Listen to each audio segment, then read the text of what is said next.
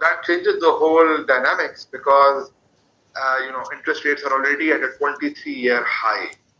23-year high. So while right now the impact of that high interest rates did not come to small business owners and real estate owners because the interest rates, the debt contracts which they had were not up for repricing. When that repricing kicks in 2024 and 2025, there will be a massive hit to the consumer, and that could lead to a recessionary year later on this year and into 2025.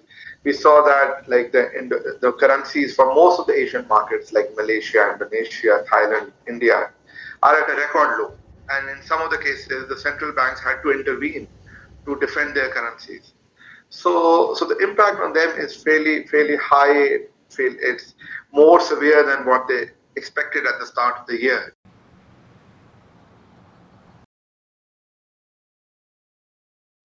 Because the mass market inflation has a compounding impact, right? Because it's adding up, and suddenly at a certain level, things become just too expensive. So people start cutting down on their expenditure. They start cutting down on new hiring.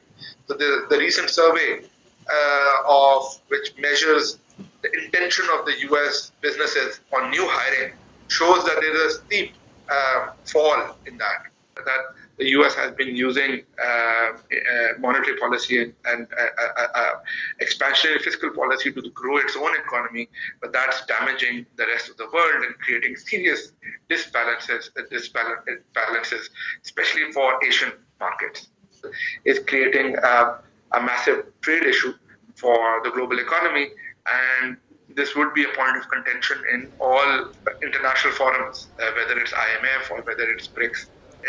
Deglobalization is structurally inflationary. You cannot have the benefits of trade leading to lower inflation. You need to go back to that. But if there's a structural approach towards deglobalization, that will lead to higher inflation. Secondly, deglobalization also creates geopolitical tensions. Geopolitical tensions feeds into higher oil prices. So that again leads to higher inflation. So unfortunately, given the fact that we are going into election year in most of the markets, fiscal policy is likely to remain expansionary. So that further feeds into higher inflation.